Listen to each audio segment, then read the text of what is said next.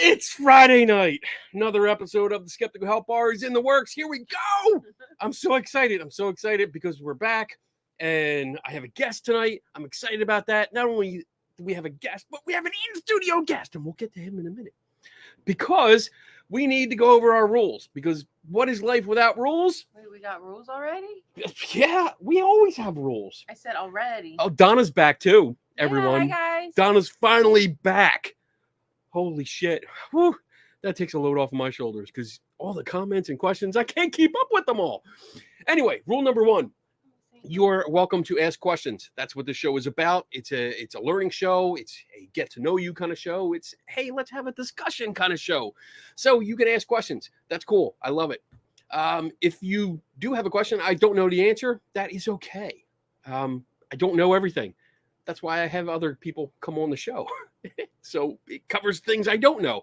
And if we don't know, if neither of us know, we look it up because we have Google, the god of Google.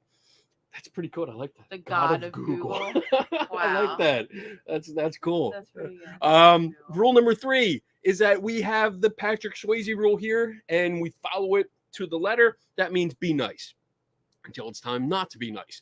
But basically that means you can be in the chat room, you can disagree, you can argue nicely, politely, you can debate and whatever, that's fine, but just don't devolve into name calling or get mean and nasty because then Donna, who is here, will boot your ass out.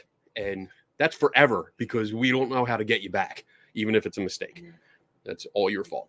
Anyway, rule number 4 is that if you do have a question tonight, because we have a guest, the first hour is usually reserved for me and the guest to talk and discuss the topic at hand. And then if you have a question, put a Q in front of it, a capital Q in front of it. That way Donna can save it for later for the second half of the show and we can get to it. I shall do that. She shall do that. And rule number 5 is my favorite rule. Drink up. And tonight I have Wawa tea mixed with my Kraken, which is the best drink in the entire world. Thank you. Thank you. Thank you. That's not even a recording. That's live. I think that's the first time we had a. Wow, I never had it. Like for real. So. Oh, I got to show you real quick. Ready? Should I do this? Yep. There's the peanut gallery over there. We got Donna, we got Aaron and Randy. That's right. And my guest tonight. Everything's blocking me. The guest is Aaron. Come on over here, Aaron. Get over here. Let me get back to my thing over here. There we go. Look at this. Now I can actually go to the comments and see who's here because I was so busy. I am drinking Wawa cookies and cream milk. I've never Damn it, had Bob. That. Damn it. But I want to give shout outs right now to Daniel, Amy, Bob. Who else? This is Tom's World. We got Bob again. We got John Guy. Hey, John. What's up? We were just talking about you, John Guy. Yeah, because we were talking about, I was showing the police officer over here my badge. Yeah. That's Gotta right. get him a holder for it. Yeah. He can walk Yeah, around. we're still working on that. Still haven't gotten a holder yet, but we're working on it. We got Jim. Oh, who else we got? We got Jim. What's up, Jim? And Cat Ward's here. Jeff as fuck. I love that name. I don't know if that's what AF is supposed Dave to Rosser. be. What's up, Dave? Oh, Dave. Nice. Cool. Joe's here. Jade Kidden. We got lots of people in here. They're all here to see you. Wow. I don't know. Randy, is our guest single? Well, guess who asked that one? Dave Rosser. Oh, hi Dave. So yeah, we have 2 people monitoring the chat room tonight. Well, yeah, hanging out. Randy's hanging out. There probably have to be 2 with all Dave's comments. So You know. So tonight we are talking about evidence.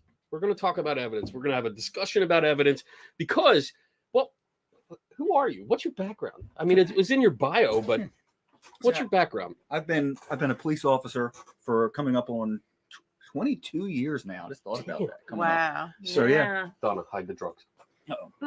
He already saw him. It's all good. Yeah, we got the VIP tour. We're earlier, out of so. state. He can't do anything. And then let's see, inside of the police department, I've became an ad hoc instructor down the police academy to teach the new recruits a bunch of different things, mainly traffic and traffic stops and things like that. Okay. And then I recently got promoted. Well, I guess recently 2 years ago to the rank of sergeant. So now I'm like a squad supervisor. So I'm responsible for a bunch of young men and women who go out there and they make me proud every night. Oh, Yeah. that's so nice. Look at him. I'm so proud of you. Thank you. So you actually picked a topic tonight. I did, We were yes. talking, and you guys came up to visit for a few days, to hang out, and you took a tour today, We did. right, of the CFI Wait till you headquarters. see my TripAdvisor review coming up.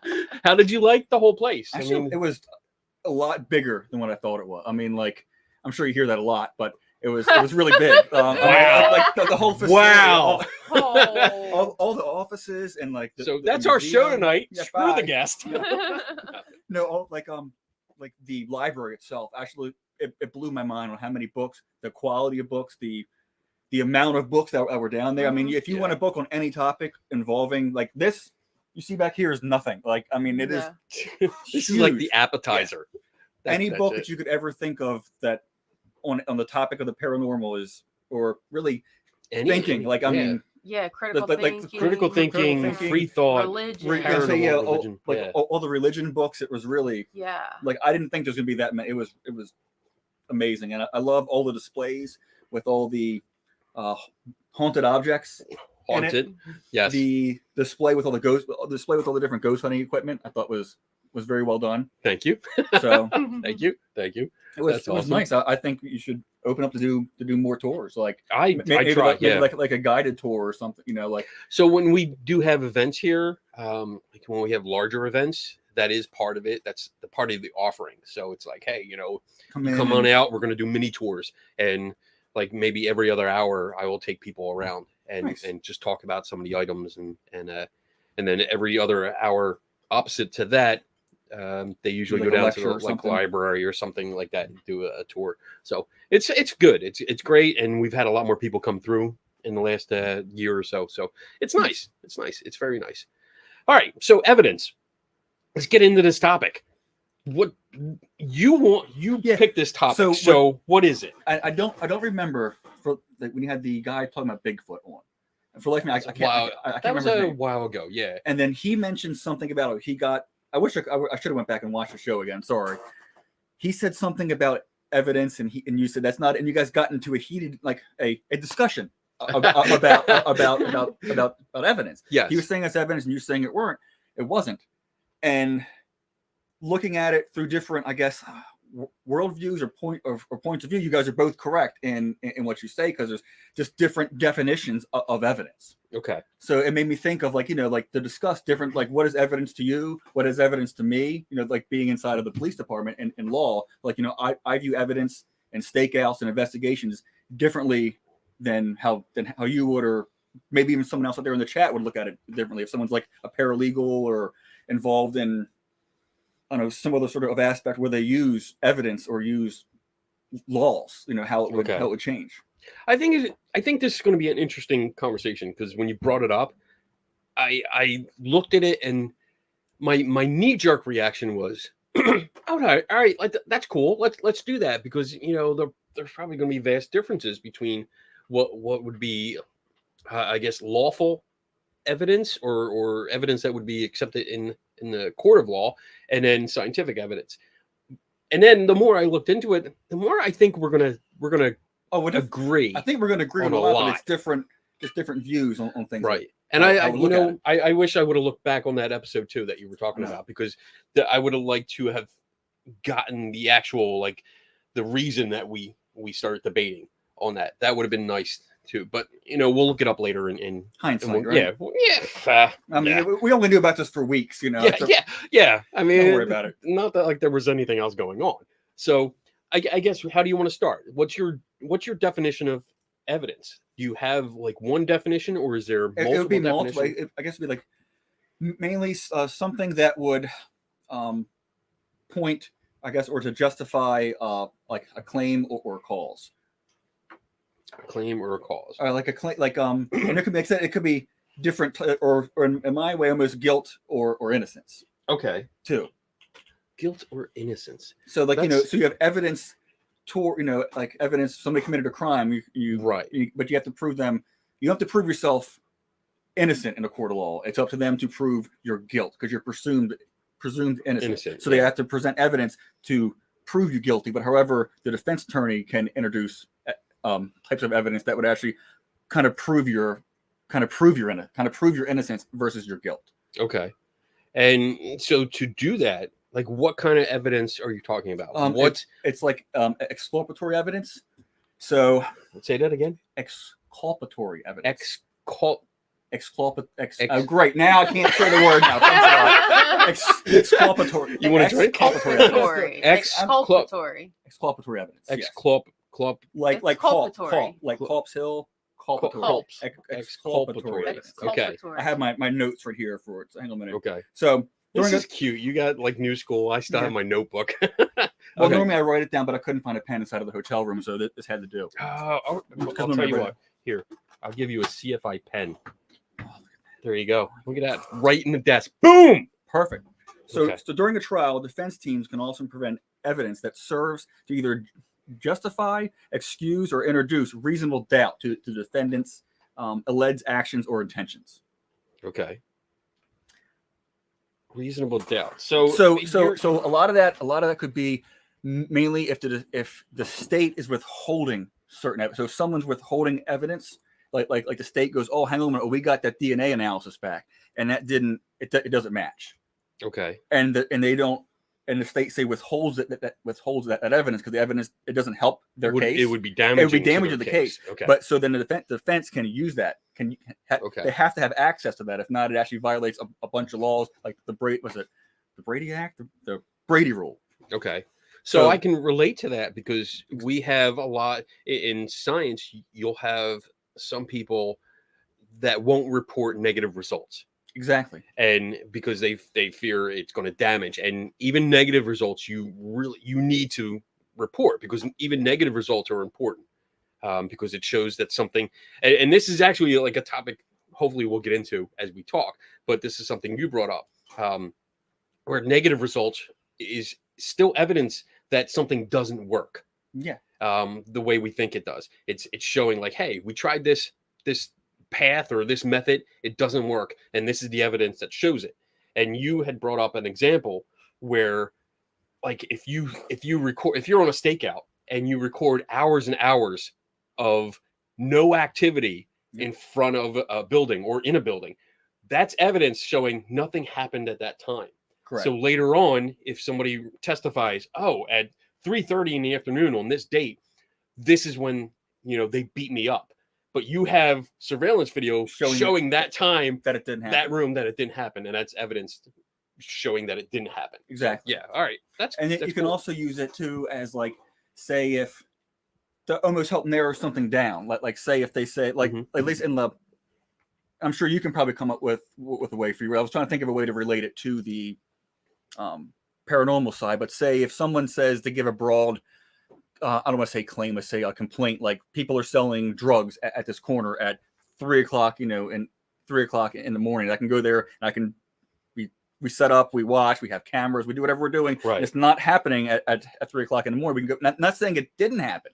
I'm not saying it never happened at 3 in the morning. We can say it does not happen at 3 in the morning. Then all of a sudden, maybe at 5 in the morning or at midnight, we can start narrowing down time frame. Right. And you just kind of can expand out from there. Is that? So that's what I would call a testable claim because you give, and I have an analogy that I use all the time. It's when somebody reports that, hey, like every morning at 1 a.m.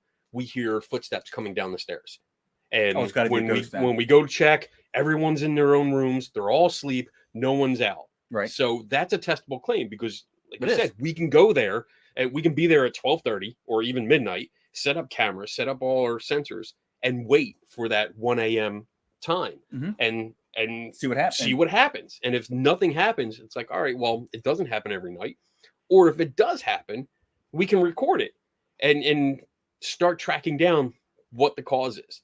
So yeah, I get it. That's a good example. I love that. Or you can use it to, again, the narrow. If it happens at 3 a.m., then how many times at 3 a.m.? Is it every day at 3 and start? You can really delve. Right. You can start opening up and asking a lot more questions about it. And then what else for yours? What else is happening at 3 a.m. Is the heater coming on? Is it you have something on a circuit that's drawing some power somewhere that's like a hot tub outside or something that's coming on. They're going it's like a filter cycle At every 1 morning a.m. at 1 a.m. because you want it. Well, Well, you have a hot tub. You don't want to be filtering when you're in it, so you have run the filters when it's you want to run it beforehand, get it all nice and clean, or at least after. Well, it's absolutely afterwards. Don't look at me like that.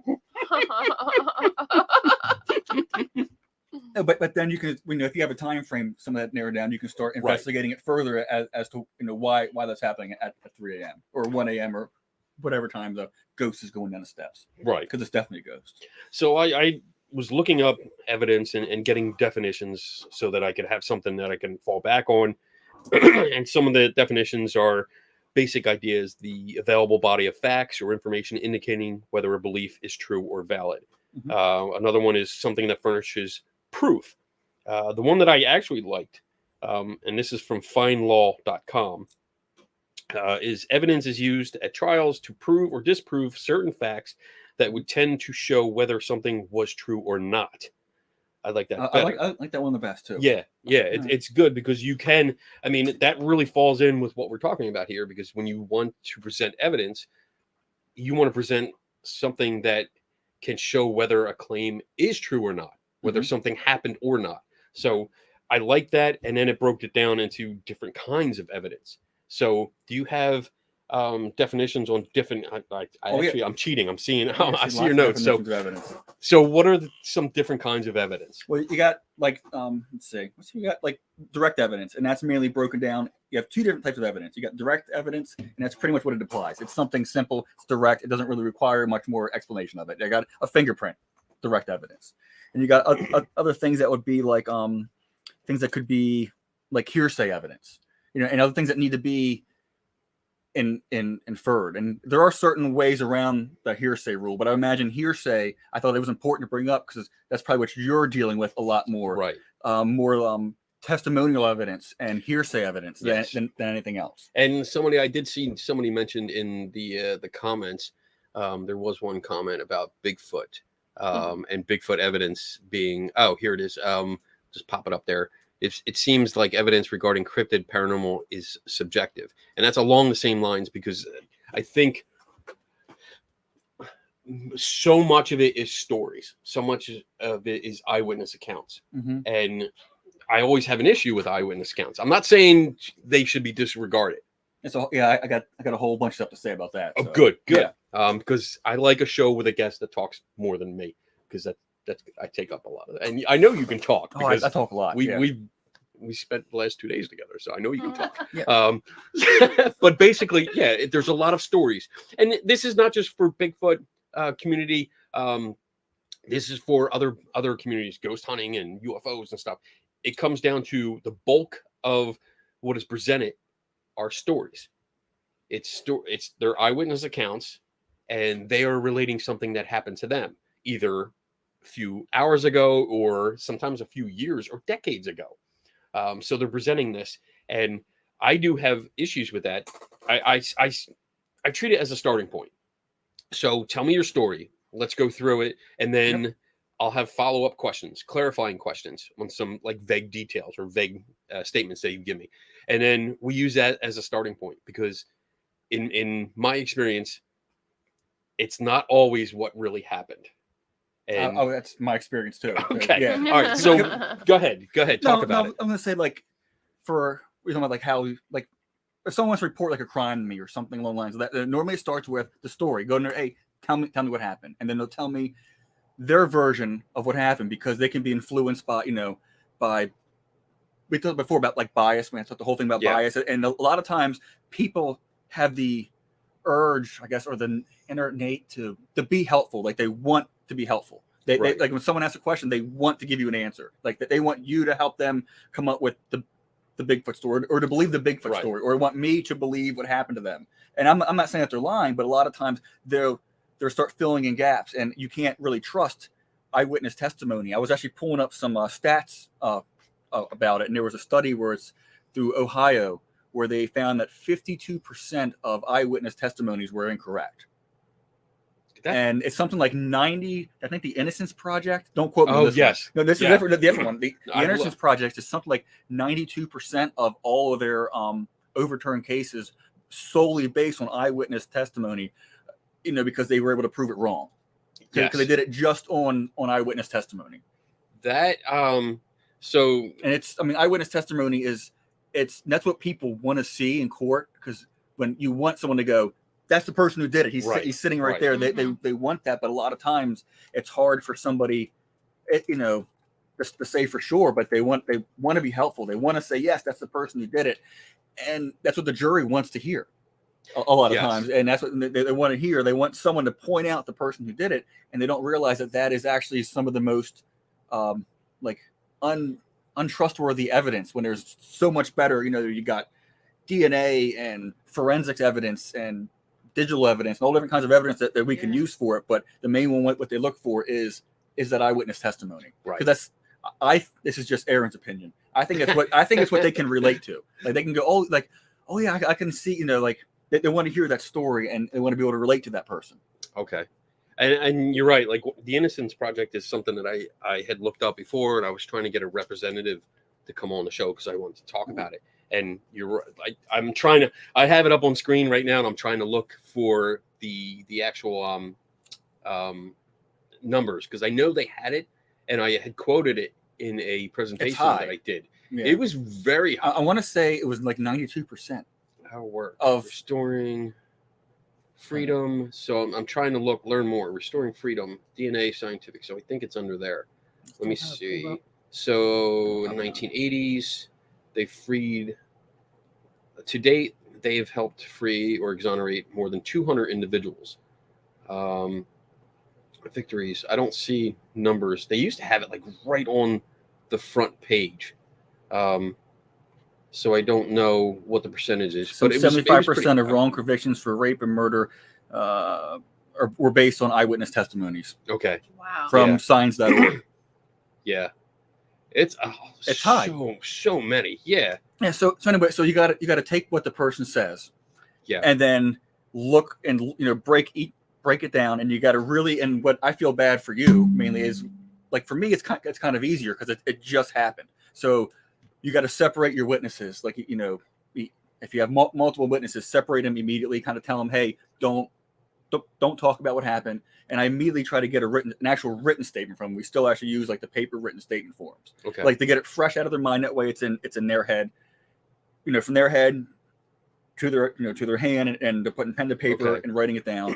then I can go through and write and get like clarifying questions from it, and have them write down the clarifying questions. Okay. And you want to keep them separate, because you don't want to go like, oh man, can you believe that guy? You see that red shirt he was wearing, and you go, well, I thought it was more of a blue shirt or a purple shirt. And then now, what shirt was he wearing? Oh, he was wearing, Aaron seemed pretty sure it was red. So I want to be helpful. Right. I want to be correct. I want to tell the same story here. We want to be on the same page. So I'm going to tell you it was red, when really you think it was purple. Yeah. Yeah, I agree. You want to say stuff because you touched on it. Can't be so bad at color any. You want to help. You want to help people. You want to give them the information you think they want. Yep. And the example that you gave, like if the first witness says, yeah, I saw him, he was wearing a red shirt, and you're sitting there going, oh, I thought it was purple or blue. Maybe I was wrong. Okay. And instead of contradicting the person next to you, people have a habit of agreeing, even if they don't really agree with it. They agree with it because they don't want to seem like they're questioning the first person who seems so confident. And confidence has a big deal. It does. It's a really big deal with it, because if you can give a description or relate a story with confidence, it relays that idea like, oh, they absolutely know it. Yeah, 100%. That's what it is. Yeah. And I do come across that a lot with all of these paranormal cases that I come into. The witnesses give you that story, and they are so confident. Like, not all of them. I want to make that clear. Not everyone is so confident, but some of them are to the point of being cocky, where they relate that story and they're like, I know this is what happened. I know what I saw. That, for me, that's a trigger. That's a trigger moment when somebody tells me they know what they saw. And all the studies that we have on memory talk about how easily we're fooled. So especially at I was going to say, especially during something that's traumatic or high Traumatic, stress yeah. event, or even just a high stress event, when they start releasing what's that, all the cortisol in the brain and all the adrenaline, and they'll start Right. misremembering what's that, the like flashbulb memory and stuff. Yeah. So yeah, if something happens really fast, say you're walking down the street, you just got home, you get out of your car, you're going up to your door because you're tired, you want to get in, and then you hear a gunshot behind you, and you turn around and there's chaos, there's people running, there's noises, there's screams and stuff, and you try to pay attention, but your thought is really, I need to get to safety. So you might see something and then leave, and as you leave, you start you try to remember what's going on, but if you don't remember certain details, you can fill in the gaps. Well, your brain will fill in the gaps. Because you need that complete story. Mm-hmm. Your brain will fill in the gaps. So that, to me, that's why I don't discount eyewitness testimony outright. Well, you can't. I want to make that clear. Yeah, I don't do that. I look at it as a good starting point. Right. That's what it is. It's a good building point. It's good to get in, start asking. Well, for me, a lot of clarifying questions, and then from that, start looking for the other different types of evidence, to go through. Right. What did he touch? What did he see? What did he see? What did they take? That way, if you find somebody down the street and they have your iPhone in their pocket, well, I guess I call that a clue. So I mean, is that police terminology? I'm no detective, but I call that a clue. Okay. All right. But you're right. I mean, and we can take it a little bit further and say, like, all right, well, talk to the witness. Where were you standing? Did you actually have a vantage point where you could see what was going on? Because that's important. Because somebody might say, well, I saw this down the hallway. And when you go back and recreate it and say, all right, where were you at the time? And they stand here and go, oh, I was standing right here talking to this person. And then you look around and you're like, you have no view. Yeah, you have no view of the hallway. So you could not have seen that. So what did you see? Exactly. Why are you telling me this is what you saw? Exactly. Yeah. That's good. No, I told you we were agreeing a lot. So when you were talking, we were just talking, something popped into my head. We were talking about the flashbulb memory and think, like you said, like gunshots going off and think. Do you think that due to I don't want to say like training or experience or something like that each person would be, how do you think each person would be different, like for those experiences? Like say for instance, like if gunshots went off, like for me, I think it would be different than like for somebody else, for like remembering. Like I'm already going to start looking for license plates and cars and people who are in the cars and things like like things that are going on. What?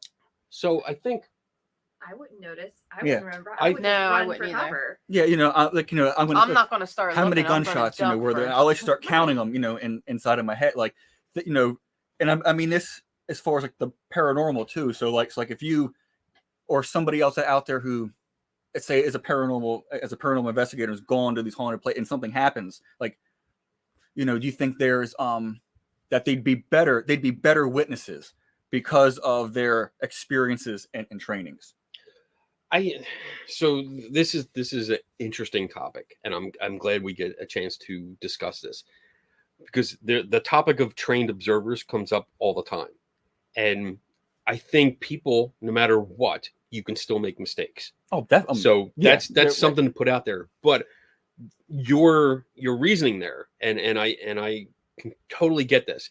If something like that happens, say we use the gunshot example, gunshots happen somewhere, and you turn around, and you're trained to look for license plates or something to identify things. I think, you'll pick something up.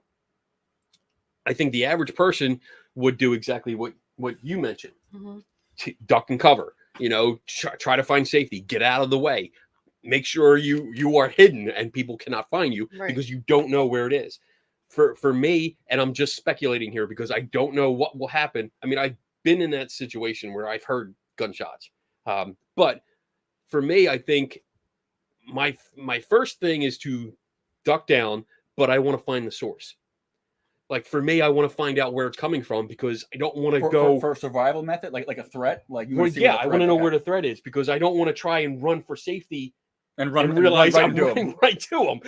Like I need to know where he is. And I'm saying he. I'm just that's just a term. place term. Yeah. I'm trying to figure out where the threat is. So if we transfer that idea into like something paranormal, like somebody experiences a ghost or something, and do I think, I don't know who will be a better witness, because again, most of these things happen suddenly. There's no expectation for it. Well, you actually, that's wrong. You do have an expectation for something to happen, but usually it's happening when you're not ready for it. I don't know how to say this right. Because, like, for example, people often tell me that they're packing up their equipment and then something happens. Okay. They're not ready for it. Like, they're not sitting there on the stakeout waiting. Like, all right, we're watching this hallway. We're going to see if something happens. It's only later when they're packing up stuff. But again, when it happens so suddenly or somewhere else, I don't know if a trained observer is going to be any better than somebody that's already there. I'm not sure, because when you say when I say trained observer, because I brought up that term, what does that mean? Like, what do you train for? Like, you mentioned license plates. Yeah. And like maybe clothing, description of clothing. But now if we're talking about a ghost, like how you train for what do you, I mean that in the term as somebody whose house they believe is haunted, and they're scared, and they don't want that interaction. So it's almost like a negative interaction for them. So when they hear like a bang, under the steps, they just go and bury their head, and under the covers, and they're scared, versus somebody who goes to a location like that and they hear the bang and then they immediately start to go looking like for the source of that. So if something were to happen, like they hear that bang, are they gonna be more observant to start paying attention to exactly what's going on? Like, say they're packing their stuff, they're putting it, and all of a sudden, the book finally goes flying off the shelf, or whatever happens, and they're going to be a lot more observant to it. Okay. Like, start looking, okay, well, where'd that come from? Who was inside of the room? Who was there? Yes. Who's over here? Like, where's everybody at? And start taking quick mental notes of it, like quickly. I think, and this is just my opinion, but I think I fall into that because that's how, I guess, I've self-trained myself. That's what I mean. So other people who are skilled like that, like, how do you think that I guess what terms it really self-trained. Just self-trained. Okay. So yeah, I've done it. I realize that's what needs to be done. When you hear that bang under the stairs, you can't run away. You can't sit there, because that's I mean, okay, I stand corrected by Divine Donna. You can run away, but that's not what you should do. That's what you paid all the money. You are there. You are the people that are there. In my experience, again, they're investigators. They call themselves investigators. So if something like that happens, you investigate. You don't run away. You don't stand there at the other side of the hallway. And that's probably the most common scenario I see, is that something happens down the hall and everybody stays put. They don't move. They wait. They take a picture, or they sit there and they wait. And then they don't go down. And that's what I do. Like, that's what I think you should do. You should go down there and investigate, see what happens. Because you want to see what caused that. Yeah.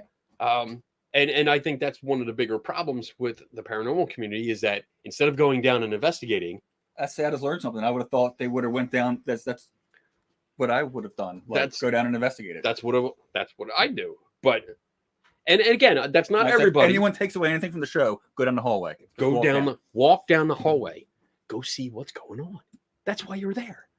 But again, that's not everybody. So I want to make sure that's clear. Like, there are people that I've worked with that will go down and figure out what's going on, or try to figure out. But the majority, in my experience, do not investigate what they are supposed to be investigating. So how would a trained observer, how do you call it, a trained observer? Mm-hmm. How do you feel that affects their self-trained observer? How do you think that affects their ability to make better witnesses? Or like what are some key I guess traits that you look for? Like, if you're interviewing somebody, how could you identify them as a better observer?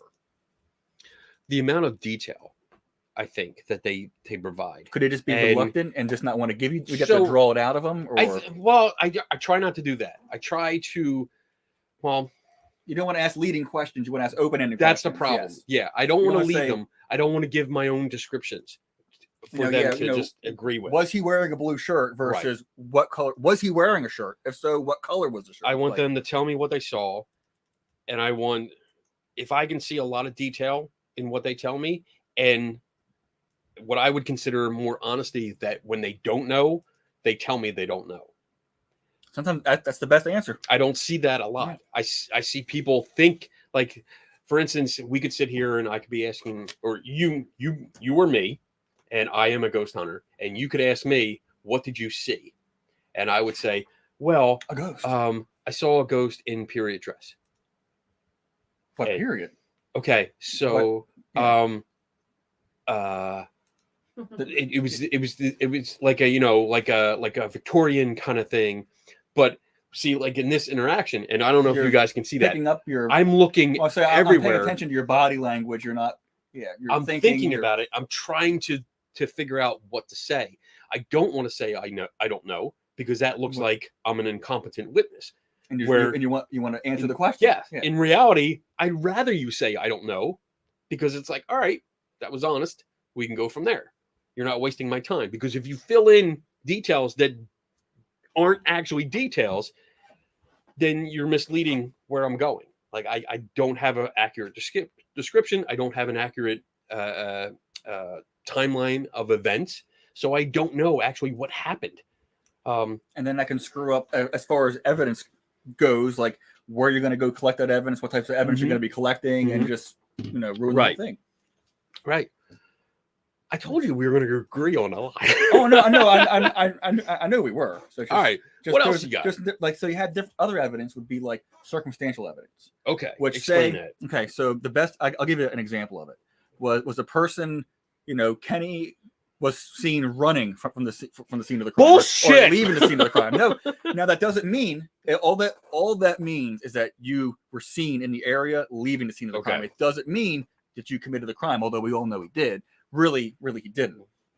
But it doesn't point to any truth or innocence. It's just you have to stack up a lot of that evidence, and it can strengthen points, but it can't stand on its own as guilt or innocence. Okay. Does that make sense? Yes. Or proving a point. Only thing that would prove is that you were there. That you were seen in the area of the crime. Like you could have been there for a million reasons. Or right. And there could have been like 200-300 other people that were in that area when that happened. It doesn't mean all of these 200 or 300 people were involved in the crime. Exactly. It's just that it means that hey, you were there, and then what else?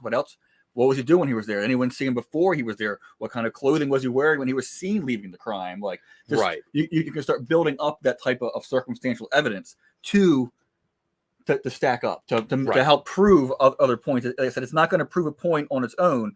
Only thing what it's really going to do is just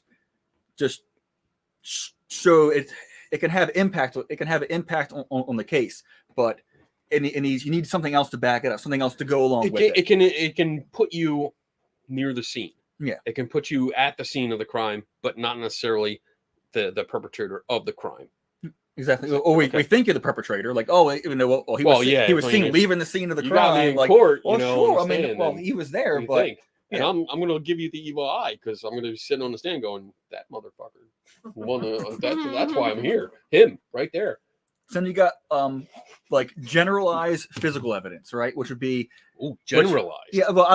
That's an Aaron term, but I'm going to say it's like not like it would be a blood type of male, a particular tire track, but not like your fingerprint or not your DNA or not being able to match up that evidence, like that tire print to a car. We know a car was there. We know a truck was there. You can tell by the tread, but we don't have anything to compare that to yet. Does that make sense? So we have physical evidence. We have like a shoe print or something, but we don't have. We don't have something that we're going to compare it to. Generalized is more like the I don't know how to put this. It's almost like the no. Just think it's. We'll say strike that term. We're going to say it's just physical evidence. We have physical evidence. Footprint, tire print. Yeah. Blood stain. Mm-hmm. You can use a blood. Yeah, I mean, of course, then you can get a lot of stuff. You can get a lot of. Yeah. Now we get the blood sample, but that's not going to do any good unless we have something to compare it to. And then you're going to get into you kind of got your physical evidence, and then it will kind of tier down into like your forensic evidence and individual physical evidence. Okay. Like we got a fingerprint from the scene. That's great. What's a fingerprint going to tell me? That's a fingerprint. It's not going to tell me who it is. But then we get your fingerprint, and we compare your fingerprint to the fingerprint on the crime, and then we have individual physical evidence. Right. So that's good. Actually, Kent here says non-specific. I think that's good. That's right. It's non-specific. Right. When you have that first print, it's non-specific, but it's physical evidence. It is. Until you compare it and match it up, or don't match it up. Yeah. And then it's specific evidence, because now it's like, all right, this is. So now Kenny was seen running from the scene of the crime, and inside at the crime scene, we got a fingerprint. We now match that fingerprint. Comes back to Kenny. Damn. So now we can say not only was his fingerprint there, he was also seen leaving the scene of the crime. So now, now that other evidence we had before that didn't stand on its own now has even more weight to it. Okay. All right. So in like the paranormal community and stuff, like we could talk about like Bigfoot hair. That's physical evidence. Yeah. Right. But you got to make sure non-specific. We got to make sure that when you collect evidence, I want to get that evidence collection, right, and I guess maintenance, it's done correctly. Yes, like you got to go in, like you can't, like you were talking about it earlier. If you collect a hair from DNA, make sure the bag is sterile. Make sure you're wearing gloves when you collect it. Make sure the place when you send it to the mail, that it's inside of like a proper package, in case you're using like, I don't know, like not just hair, but like DNA, or you're sending you're sending something else, to a lab, that it's not going to get crushed, it's not going to get damaged, it's not going to get contaminated. Right. Make sure the lab is certified to do those tests, those particular tests, right, and make sure you're getting those particular test results that you want to compare it to. Right.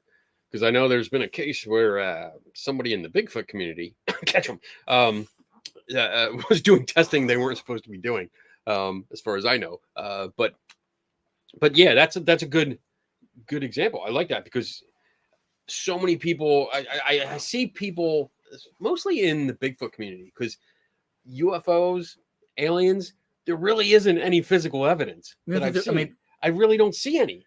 I mean, now, how do you think we can improve that? I mean, like, if they land it. I mean, someone's thinking.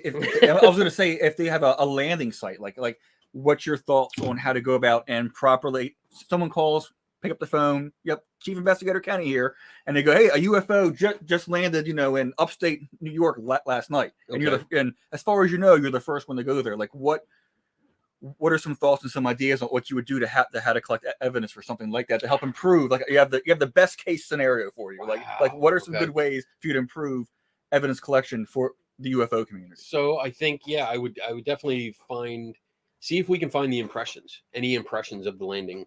Like if they have landing gear, something like that, what impressions are there? Let's take samples from that area. So any vegetation, any dirt, soil samples. Yeah. Put it, like you said, I have containers that I'll put it in, label them, date, time, location, all the relevant information, plus notebook. I write everything down in my notebooks. I would do that. And then I guess it really depends on what was said. Like if it just landed, if we're only going on a story that some kind of craft landed and then took off, because it's not there. Because if it was there, I would go into craft. I'd be like, "Can I drive? I would really like to fly a UFO. That would be so awesome. Can we buzz down to my house? Because I want to say hi to my wife." So that's the scenario I'm going with here. So I think the soil samples would be something that I would do.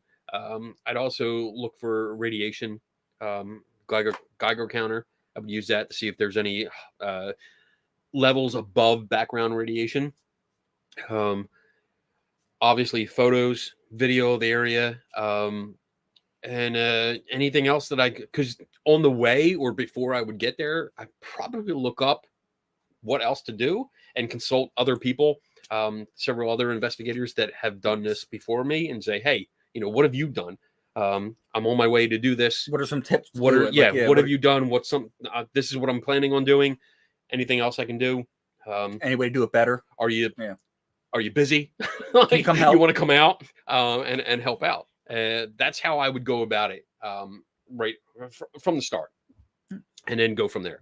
So yeah, and then take the samples and send them out to a lab, and have them test it and say, is there anything different? Is there anything abnormal about this?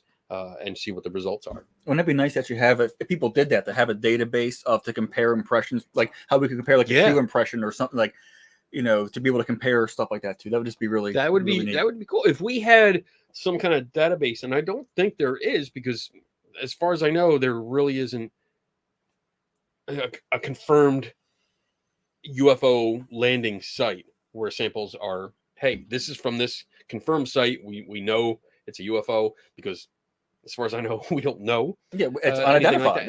Well, we can identify. We don't know what it is. It's in the name.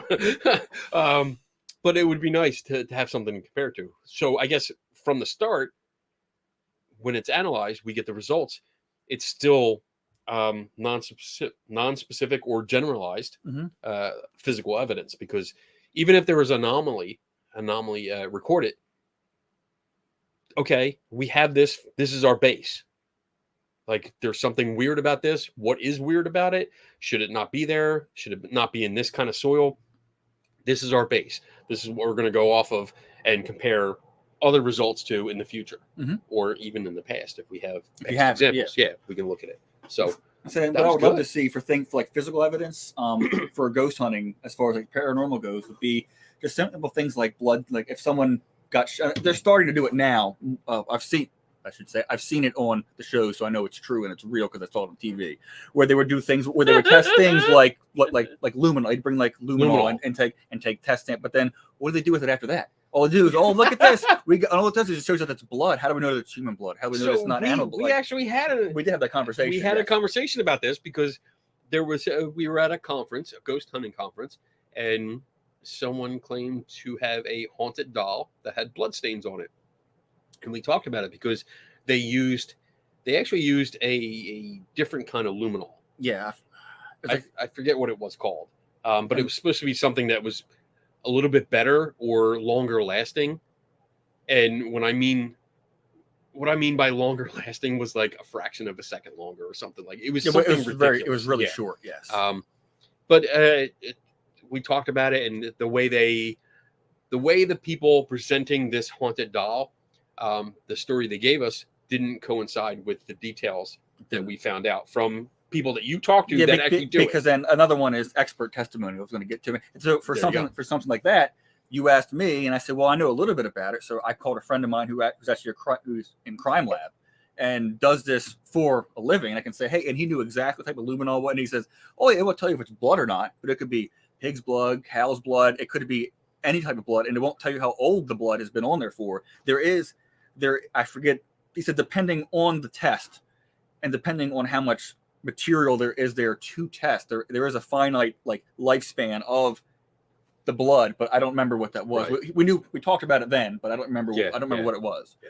But I would love to see people start taking paranormal investigating almost a step further than like what I would have when I went to what's that haunted place in Kentucky, the bar.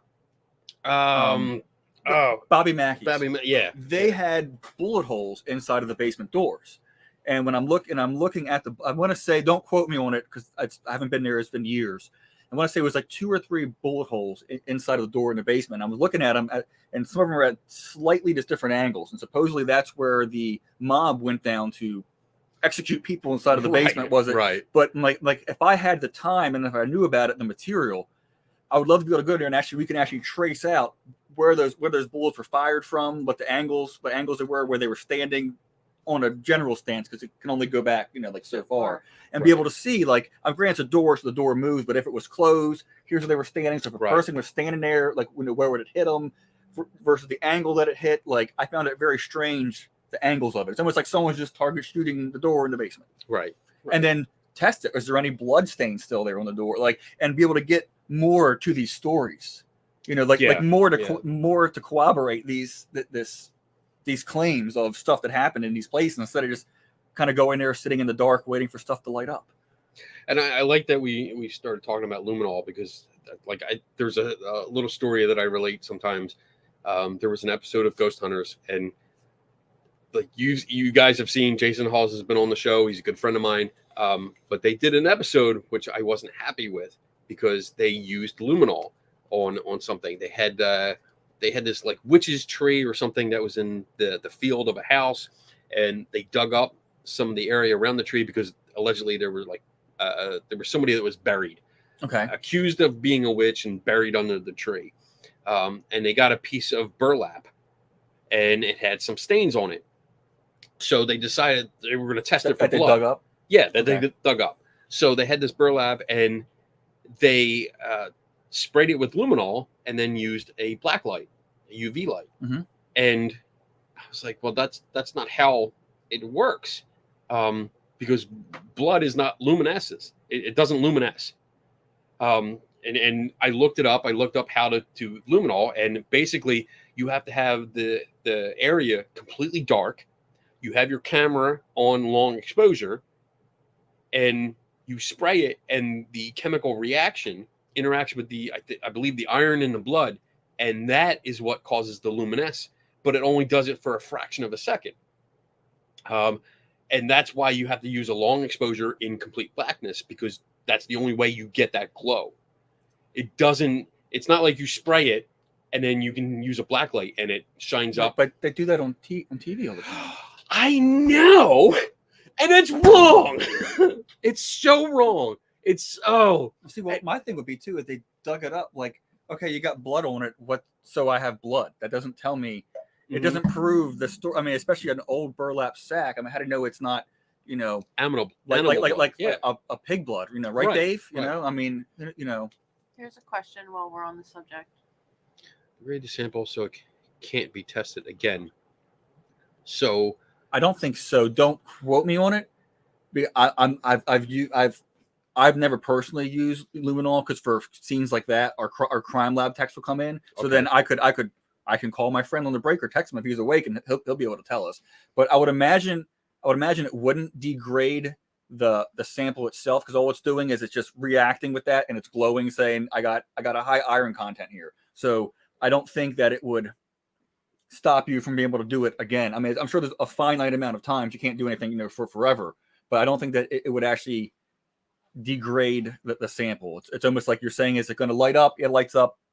So I think we have a few minutes before we go to break. I can find out for you. Text them, and then we'll hopefully by the time the break's over, maybe we'll come back and we'll have an answer.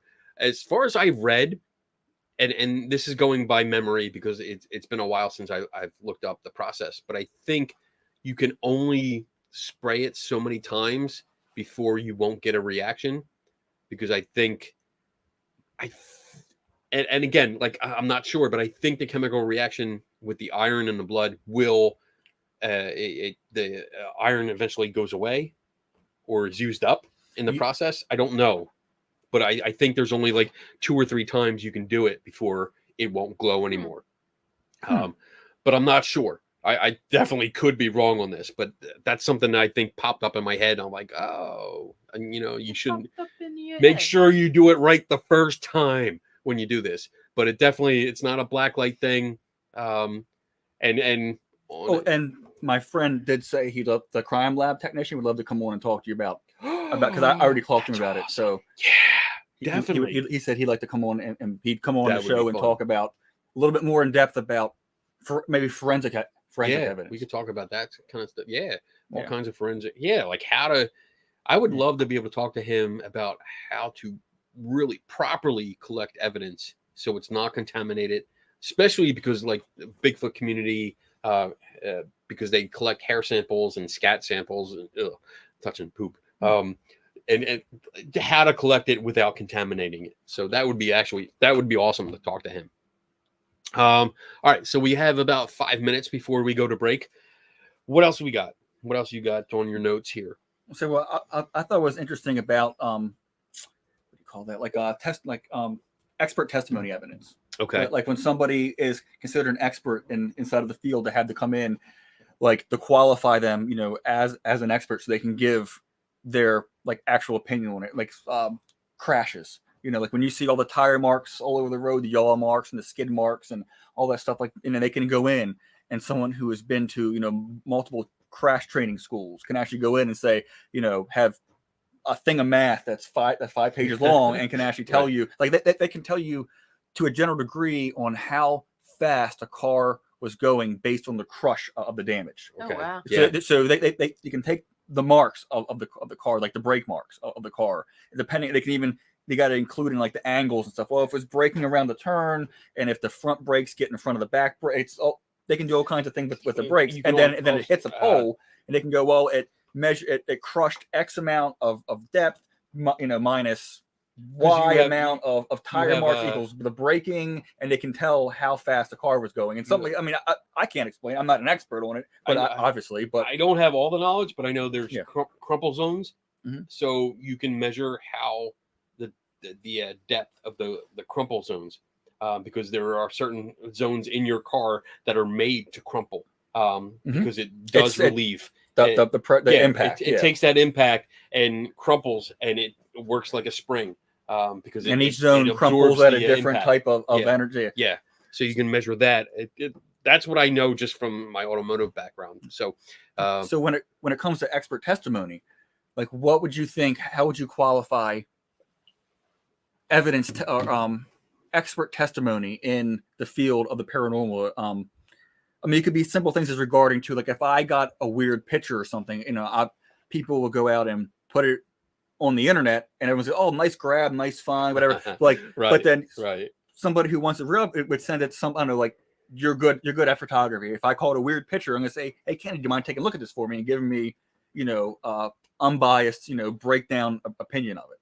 Like, what other types of expert testimony do you think, or expert, expert, I guess, expert opinion, and analysis, what do you think would be out there for people in the paranormal field that would help, solidify their evidence that they captured? I would definitely look along the same lines you were going. So I have a background in photography. I also have a background in video editing, and production. So I do have some expertise. I have expertise. I don't really consider myself an expert, but I can give expert opinion on some things, because I do, especially when it comes to oddball things, special effects, accidental effects, optical illusions when it comes to photography and video production, because I have done them, and that's part of my job. I literally take videos that I don't know how they're done, and I go out and do them, and replicate them.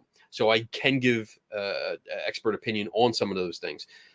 But for me, I would seek out people that have such backgrounds, or even academic backgrounds. Like, if I need something that has to do with different chemicals, I'd seek out a chemist, someone that's trained in it, that has the qualification, the academic background in chemistry or biology or something like that. And also, when it comes to photography, I don't always rely on myself. Like, if I can look at a photograph or a video clip, and it only takes me a few minutes to figure out, like, oh, I think they did it this way. Mm-hmm. That's one way of doing it. But I also have this in the back of my head, because of the community that I'm in, the skeptic community. I also have that magician's mentality. I'm not a magician, I'm not claiming to be, but there's always several ways to do something. There's not just one way. So I can figure out a way to do, like, a trick on camera or a trick on a video, but there may be other ways. So I'll go out and do it. I'll find other photographers. One of the photographers that I consult, Paul Michael Kane. He's been on the show. He's a great photographer. He's a great graphic artist. He does a lot of special effects.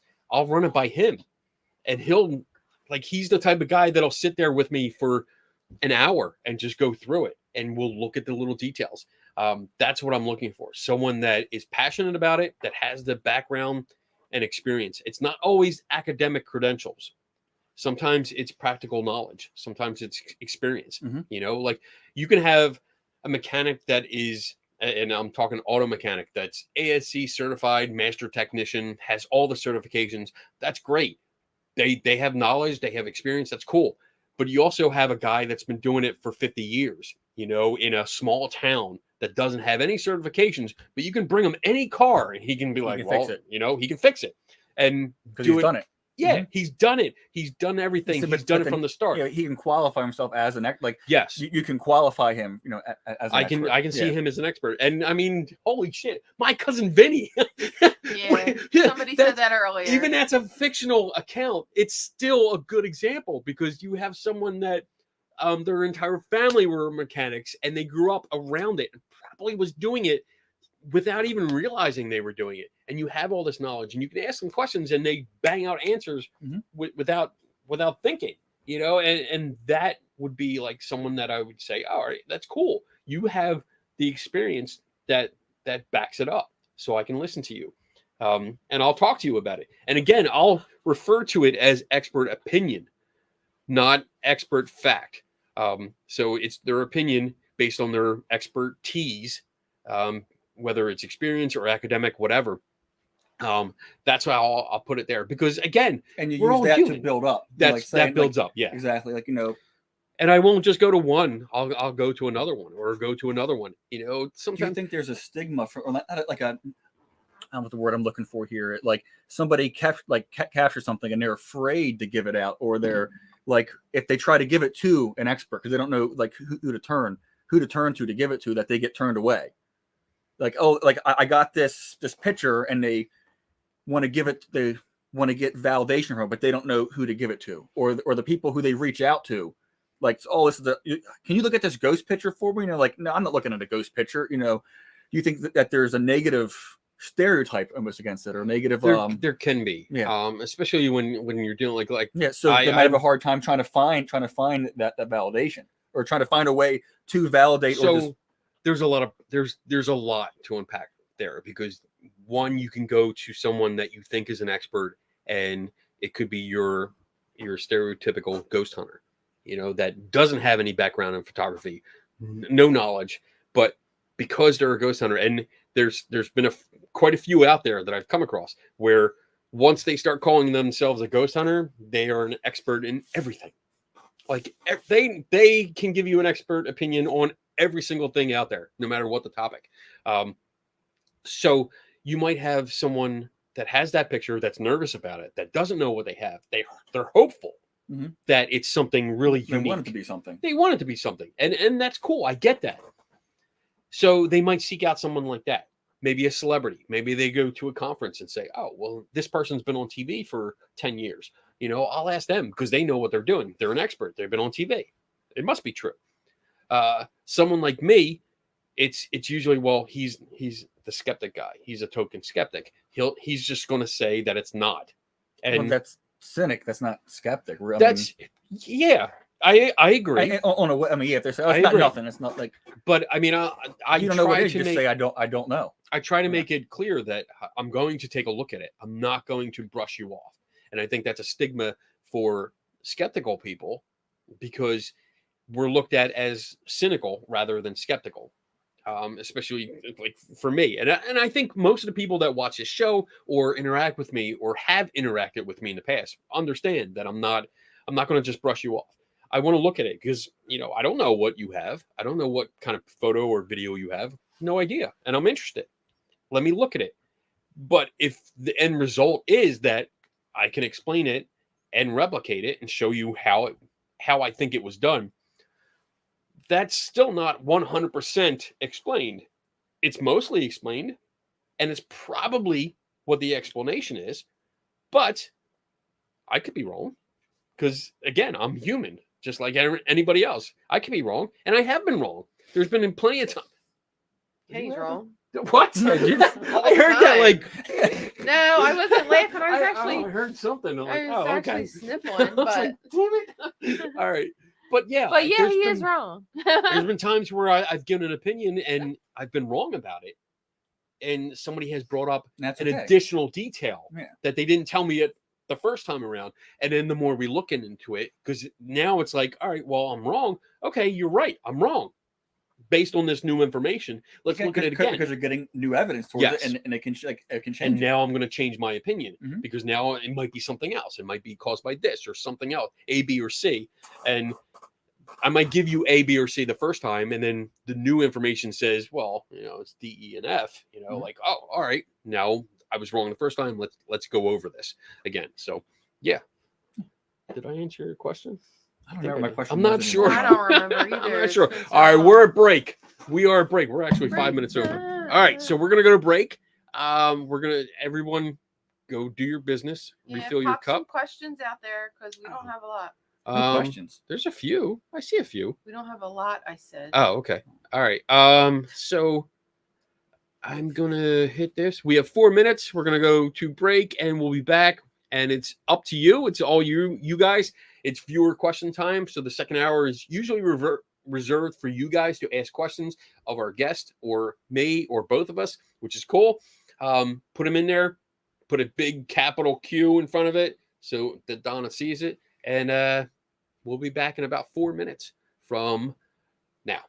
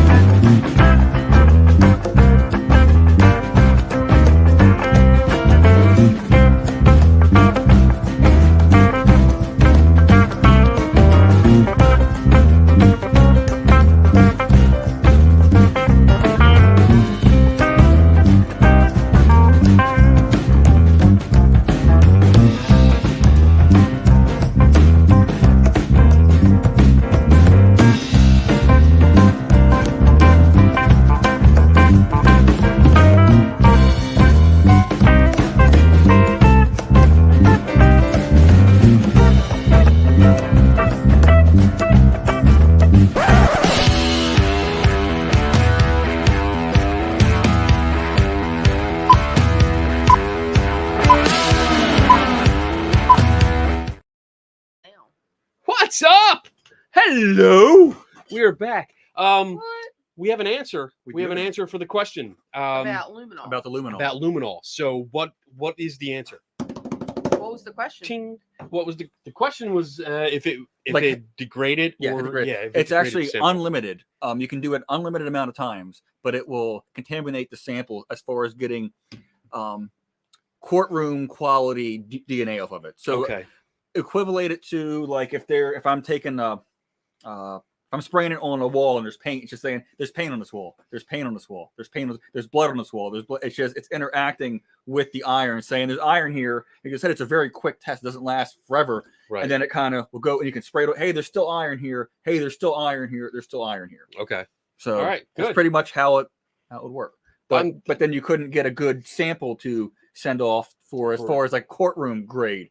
I'm not sure if you'd still be able to get a decent sample to send to get like something that we wanted to test to say, we could get DNA sample as far as, they shot a man in the basement and we can get DNA that would come back, male versus female. I don't know Okay. about that, but as far as courtroom grade, it would be done. Yeah, you It would can't. be done. Okay. You'd ruin the sample. Okay. Good. See, So there's we an go. answer. I love this show. I love when we figure out stuff like that. That's awesome. And But I had one question before Do we you go. have- Before we go so to we- apparently the limited amount we of questions. do have that a few questions, but you have a question first. Yes, And we're there's going one to get quick to one. that before we get to the viewer questions. So, Kenny, I have a question for you. oh, really? I do. So, go ahead, ask. At what point do you consider the switch between a stakeout to an investigation? Stakeout.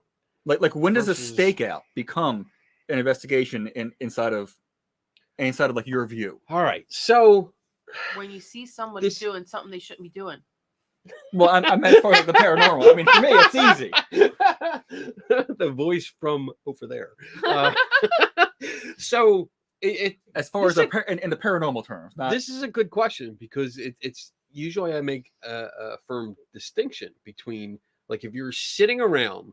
So I usually use the analogy of like when you watch a movie and there's FBI agents, in the apartment across the street, and they have or the cameras, pizza van. yeah, or the pizza van, and they're watching the pizza shop Mhm. or the Italian restaurant because all the movies are stereotyped. Not me. They're watching the Italian restaurant for activity. Maybe they have like microphones on the outside or something. They have video cameras on it and they're watching it. They're sitting there waiting for something to happen. That's a stakeout to me. They're waiting for something to happen. Okay. Is that No, say kind of correct? well, Like, they're all, what's your definition of a stakeout? well, because when they're in the van, they are conducting an investigation into this into this crime. So while they're waiting, they're actively investigating. They're waiting for that to come in. So like nothing's necessarily happening, but they're waiting for that crime to come in. They're actively investigating that crime. Just because it's not happening still yet, Part of the it's still part of the investigation. It's part of the investigation. Yeah. So they are Okay. investigating. Now So when something stakeout is happens, part- they're going to start collecting a lot more evidence at that point. But they're still waiting for that to happen. So they're actively investigating that pizzeria, that While doing a stakeout. yeah. So the while stakeout doing a is- stakeout, is a it's part of the section of it. investigation. Okay. So I guess for me then, when you're sitting around waiting for something to happen, you may be recording. Maybe you have a bunch of surveillance cameras, you have a DVR system going, you have your audio recorders for your EVP stuff, everything's recording. It's more of a stakeout.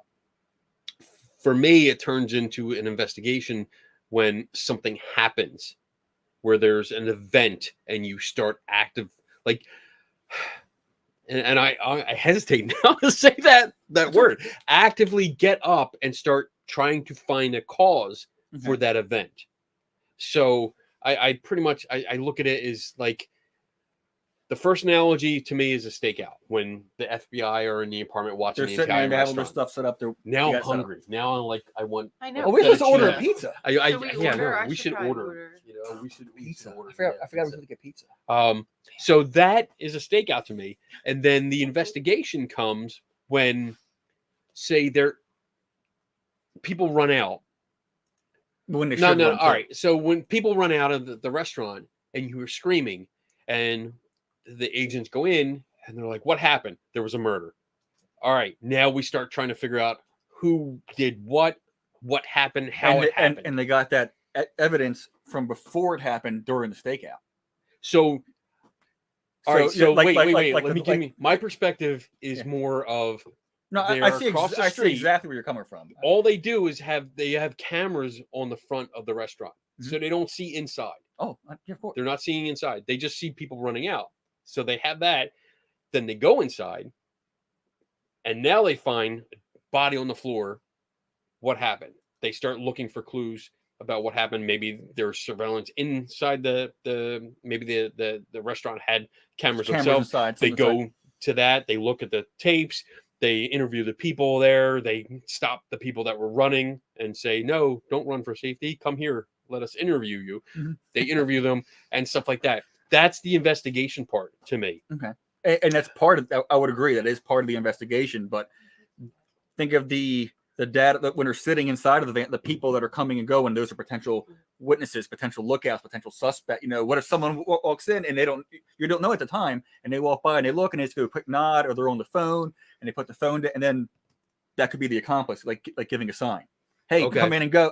So you're still capturing potential evidence beforehand. That's what I'm saying. When I see a stakeout, I see it like they're waiting for, you're in there and you're waiting for something to happen. You have all your ghost hunting, all your gadgets set up, whatever. And who's to say you're not going to capture something else that's going to lead to figuring out what this was later on? I'm not saying you won't. So so are you investigating at that point when you capture that evidence? You're investigating when you capture that, because that's part of the stakeout. Mm-hmm. You capture something when you review it. Somebody reviews it, you or somebody else reviews it and says, "Hey, this anomaly showed up."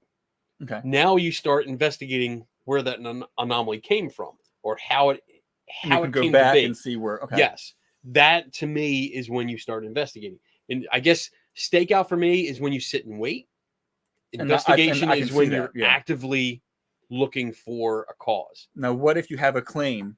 We'll use the footsteps claim. Like, I have footsteps that are here coming down, my steps at X amount of time. And when you set up to investigate that claim, stakeout? Would you consider that a stakeout? Yes. Despite the fact you're investigating a particular claim. You have a claim. Okay. You're waiting for something to happen. You set up your cameras. So you have your sensors at going. That point, you're not investigating the claim. I think you're doing a stakeout because you're not actively investigating. You are waiting for something to happen. Okay. I see then your point. When it happens, then you start interacting with that event to try to figure out what caused it, how it happened, where it went. So that's how I see it. So now, leading up to that, when you're interviewing the people, would that be part of your investigation too? Like, yes. So because you're actively your trying investigation, would your investigation almost pause in that aspect and go and switch? Like it can switch from investigation to stakeout back and to forth. investigation. Yeah. So you interview, you're actively trying to figure out what happened because you're trying to get details from the people, clues maybe to what happened, or research paths. Like, oh, you gave me a name, you gave me a date, you gave me this. Now I can go to research it. I can actively do something. I guess in basic terms, it's going from this stakeout to, oh, what's this? Take pictures. Take this. Pick this up. What is this? That's interacting. Okay. So that's how I see it. That's how I view it. And I think you're right. I see your point. It's it's better. I agree with. It just depends on your view on how you view things, depending on. I think it's all one thing. It's all different parts of a bigger, say, investigation. Like, yeah, I think you're right. It's all parts of an investigation, but I think when it comes to paranormal stuff, there is more emphasis on sitting and waiting for something to happen. Rather than actively doing something. Like, even when people do their EVP sessions, I don't think they're actively trying to find a cause of what they capture later. They're I don't know. Actually, now that I think of it, I don't know how that really interacts. Credit card. I was trying to be nonchalant, What? but What is this? What is this? I was trying to be How all the hell polite. do Yeah, you I see was like- that? See, that's paranormal. I just handed my entire wallet to my wife. Like, here you go. Just whatever. I mean, you what a need. great trained investigator, a trained observer Hey, to see the note. I hey. mean, that's fantastic. The secret to a happy marriage? Yes, dear. That's it. That's how I yes, dear. Everything's happy. Happy wife, happy life. If not, you'll be unhappy with half your shit. Wow. All right. So It's a joke. I was just kidding. you're ordering a pizza. Yeah. So all right, we'll keep talking until you're ready and You have with about questions. 20 minutes. Okay. All right, let's give us some questions. Oh, well, Um, hold on a second. Now I got to do questions. I'll do No. questions. Here we go. Here. It's all right. Boom. Have Randy do questions. Q. Oh, double Q. Look at this. Q. Aaron. His name is Aaron. Hey, Kat. Do you treat the scene of a haunting as the scene of a crime using police methodology? Actually, I like to. Our group that when we were still pretty active was actually mostly I'm gonna say almost all police officers. So we would go in. Civilian. Yeah, like I mean, when we go in, we do it like everybody have like a different job, and we all really planned out before we even go, so no one's standing around with their hands inside their pockets. We would go in. Randy or somebody else would go and interview the people, keep them separate. We would go through and actually photograph each. Like when you go do a search warrant, you go through and you take a picture inside. So wait, you go on the ghost hunts with them? At points, yes. I Not all the time. honestly, I did not know that you did that. Oh, really? I thought it was She was just at the him. interviewer. Oh no, I married into crazy. Okay. Oh. Well, so shit. I mean, Yeah. honestly, I mean, you guys have a lot in I didn't common. know you actually went along with him. I didn't. So we've been married a long time, and before that, he kind of tucked his little bits of crazy. Well, you got to hide the crazy in. Kenny Yeah. talked a lot of crazy. Right, and then we got married, and then within probably a year of us being married, he was like, "Oh, this is something I like to do with my friend Okay. Andy, who's also a police officer."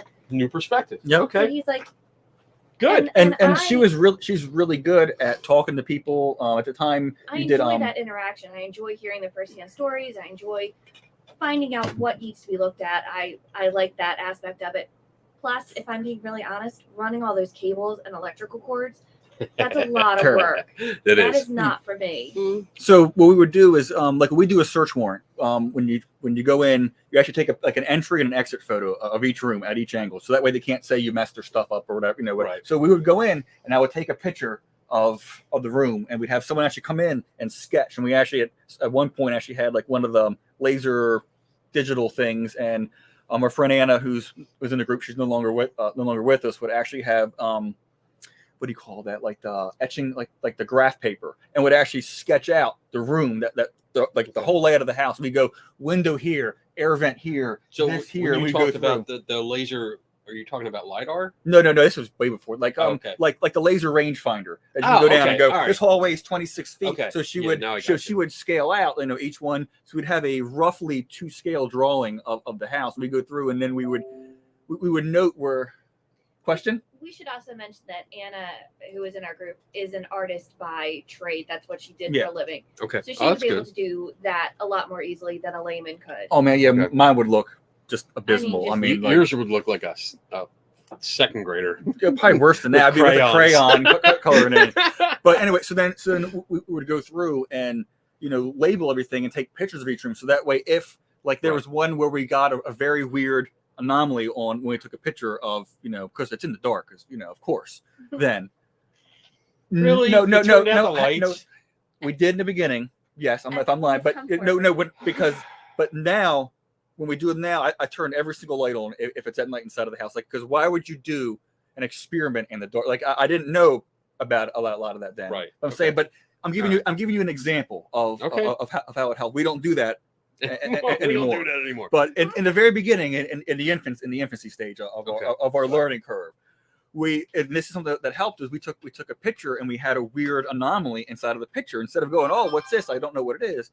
We could actually go through, and when we were looking at the photographs of the room, there was a like a reflective sign, like a street sign that they had hanging up. Yeah. And then we can go back through. We knew that sign actually wasn't even in view of the camera, but the flash reflected off of that sign nice. and through. So we could say, hey, if I'm standing here, I can see the drawing of the room. Here's the camera. There's a very reflective sign right there. Okay. That's what it flew it off. Yeah. And that's one of the first steps I do whenever I go to a location is I go through every room and I take pictures from every corner.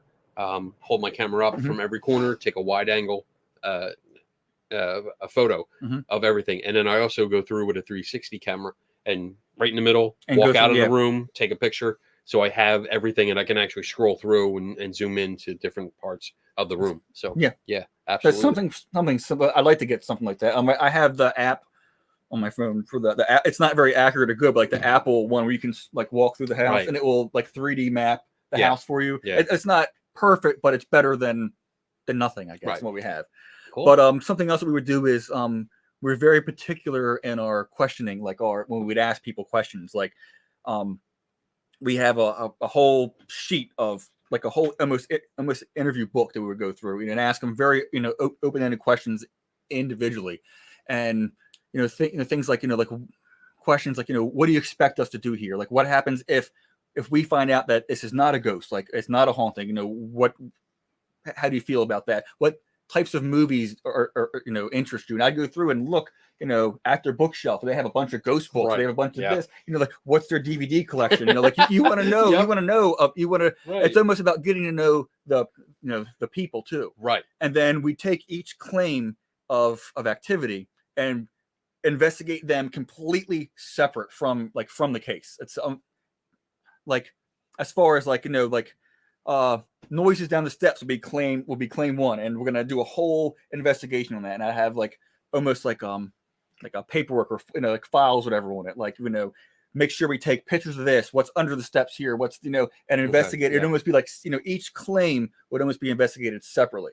That's exactly what you're supposed to do. Yeah, which is in the police. If we have a crime inside of you're investigating each crime.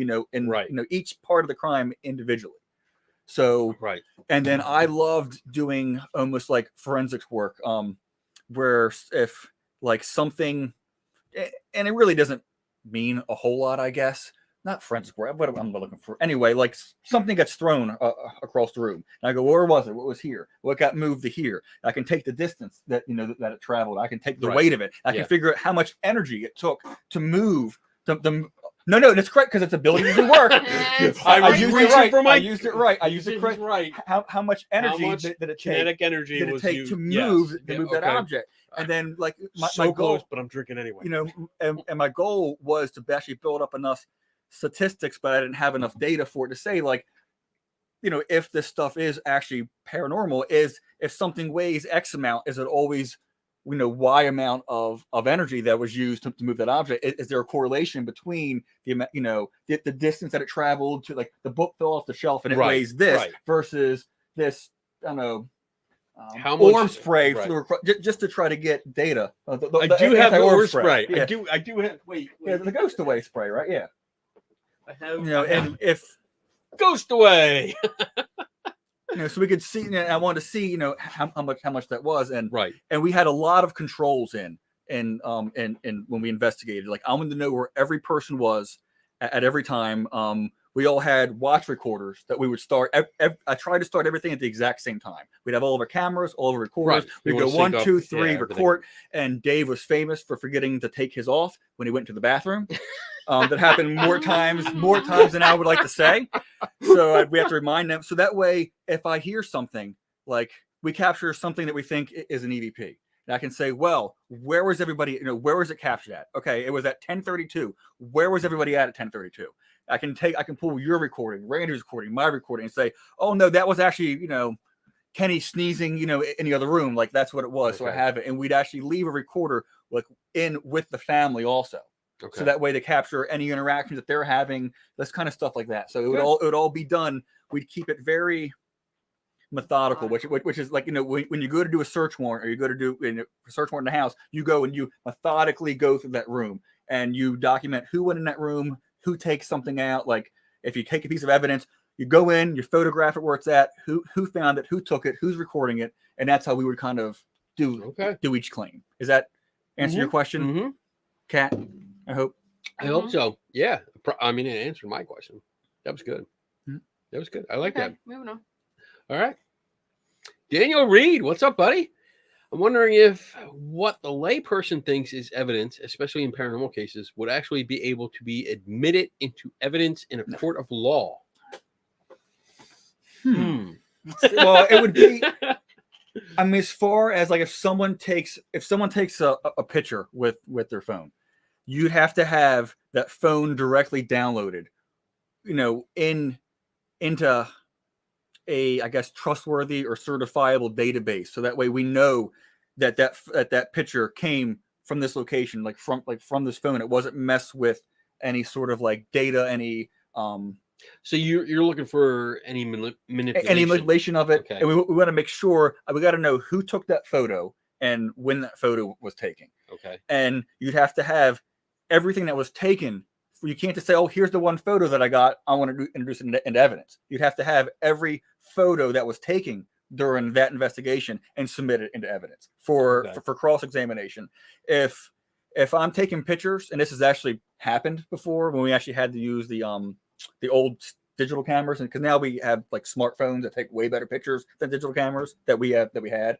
If you accidentally leave the lens cap on, which I've done before by accident, because you're hurrying up trying to go, oh, I forgot to take it off, and you take that first photo, and I go, I don't need it, and I deleted that photo, I could potentially lose the entire case because I deleted a piece of evidence. Okay. So you'd have to have every piece of evidence given, I guess, submitted, for the court to use, for the court to see. So if you don't know, like as you take pictures with your camera, even your phone, maybe a consumer camera or a DSLR, whatever, it's assigned a file number and they're in sequence. So if you do have, say you take 20 photos at a scene and it skips a number, that's something that actually was deleted. It's potentially deleted, and then that would ruin your case because it's like, well, you have 19 photos, but you should have taken 20. Where's it? What photo did you delete? Why did you delete it?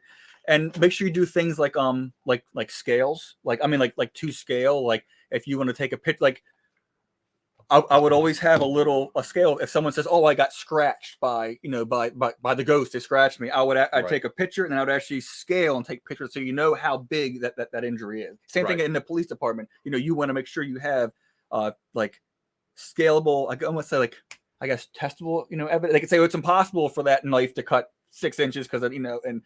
Right. You want to be able to blow it up to real size, and be able to prove what say, caused that, what caused that injury or what caused that piece of evidence. And Kent, do you know Kent Anderson is somebody new to me, I think.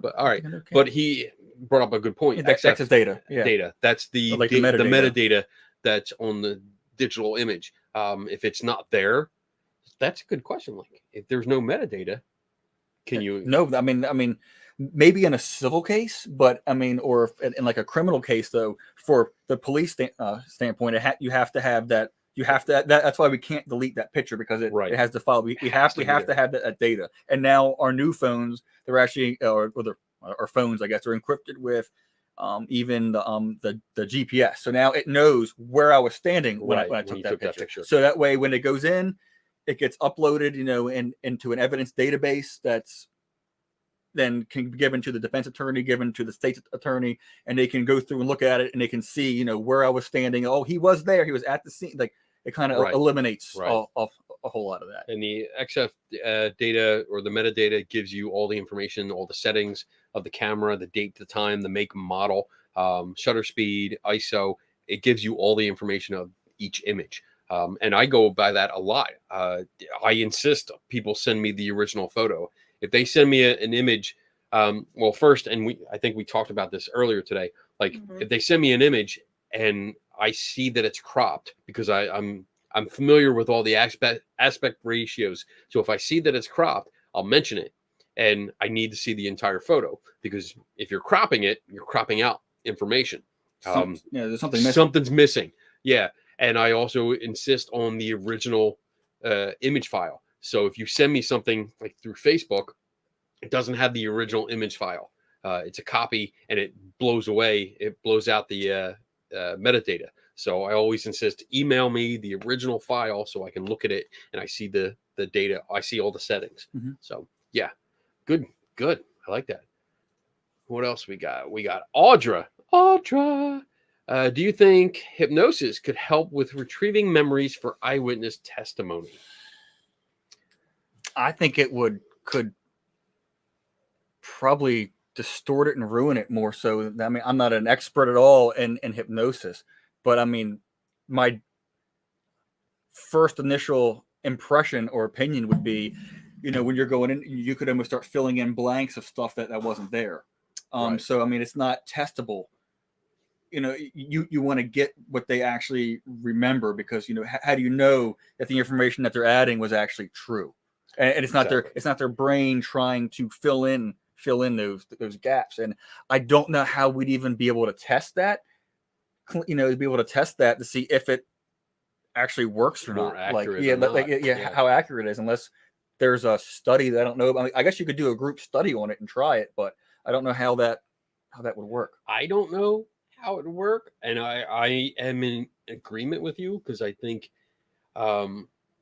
just based on experiences that I've seen with hypnosis and people using it, And they can get you to stop smoking. I mean, it has helped. I've seen things that have come up where it has helped people stop smoking, but recalling details that they didn't witness, or that maybe they don't remember. They don't don't I think not didn't witness, but to recall, like if they don't remember a piece of it. I think that's what she means. Like, I mean, to help retrieve a piece that you don't remember. I mean, if someone wants to quit smoking, I can help by keep telling them, like, don't do this. If they take out a cigarette, keep pounding on them, like, put your cigarette right. Don't give me your cigarette. Give me the pack. Give me the lighter. Keep hounding them over and over again. But if I show them a movie and cut out or edit out like half hour of that movie, they don't see it. They don't know. Or if I talk to them during the movie and instead of watching the film, they're talking to me, they miss that part. They're not going to remember that. And it doesn't matter if we have some kind of magic hypnosis where it's like, all right, go back in time and see that. I don't think that's how it works. I don't think that happens. You're not going to go back in time and see the whole and fill in scene. gaps. But I think she means pieces that they just forget. Right. Now I'm wondering if things like that could help maybe jog your memory, like if you went back there to try to almost like relive this, like if go back to the house where it happened, or go to where maybe even like recreate a scene, like like the scene of the crime. Yeah, like the scene of the crime, or even like the paranormal. For instance, a neat case that we had was objects were being thrown inside of an attic, and it's actually one of my favorite cases. And we said, let's go recreate the scene, because we were getting like nothing, and let's go recreate the scene. So we took them upstairs, and we made them recreate the scene. All of a sudden, stuff started moving, stuff started happening. Well, we recreated it right because the person was faking it and was actually got it on tape. But I'm saying, it's so maybe maybe if they go up there and you had them like recreate the scene, they go, oh, hang on a minute, no, I was actually I was standing over here, and now and it might help jog their memory if maybe if they recreate it, right? Versus a hypnosis, if you want to try to help maybe retrieve the memory. And I would caution to still treat it as any eyewitness testimony and treat it as because starting point. And plus, if they don't know what it is and they want to be helpful, or is their mind are they filling in that gap based off of biases? Right. Cool. Good answer. I like that. Daniel Reed again. Awesome. Could you speak to the difference between the process of how something becomes evidence in court versus the process of something becoming evidence from a scientific perspective? Ooh. Well, for court, kind of like we talked about earlier, for something to be, it has to be directly related and to affect the case. Like it has to be applicable to that particular case. It has to be, like we talked about, it has to be some sort of material or relevant, like an expert testimony, a piece of DNA or something along the lines of that. You have to be collected correctly. It needs to be tested. When it needs to be tested correctly to like a certified lab. It needs to you need to be able to track every point of that evidence. Like when we collect a piece of evidence, when we fill it out, and we go to go package it, we actually sign and date and time when we package that evidence, and that evidence gets put into a locker. Then I log in a logbook when I log that evidence to the locker. When someone comes and takes it out, they log it out of the evidence log. They log it out of the evidence log, and then log it out. And to help keep the chain of custody, say if you want to open that evidence, they're like sealed on the bottom. When they cut it open, that seal with my name, signature, and all the other information goes back into the bag, and they reseal it again. Okay. So that way there's a chain. I can say it was opened this time by this person, and there's tons of paperwork. Anytime it moves, the paperwork goes with it. So you got to make sure you keep a proper chain of custody, of the evidence. And I think, and I'm probably not qualified to do this because I am a science communicator, not a scientist. But I think when you're talking about scientific evidence, there would be a series of tests or experiments that would first show some kind of correlation, and then you would get into more controlled testing that would eventually, hopefully, either show causation or not causation. So there's pretty much the same along the same lines, because I mean, you're talking about something like I would refer to it as provenance, because you want to know the chain of custody. Okay. You want to know where that piece of evidence was, who had it at every stage, and there was no chance of it being manipulated or so with me, like with haunted objects, I when I track, like I've done stuff with like Captain Smith's mirror from the Titanic, his mirror, which is said to be haunted, stuff like that. I've tracked where it was, like where it come from, who had it during so many years or so many decades. You need to know where it was. You got to follow. And if there's gaps in that, then we don't know where it went. So are you sure it's the same one still? We don't even know if it's the same one. Yep. So, but when it comes to scientific evidence, and again, I'm not the expert on this, but I would say there's a lot of testing that goes on. And would you say peer review would be part of that evidence? Peer review is definitely part of that, because not only do you want to test it yourself to first find if there's a correlation, and then go further into testing, tighten your grip, tighten your controls to make sure that there is a causation there, because you want to make sure something else isn't causing it. Then you want other people to look at your data and say, all right, let me replicate this and see if we get the same results. And if they do, great. Mm-hmm. If they don't, what went wrong?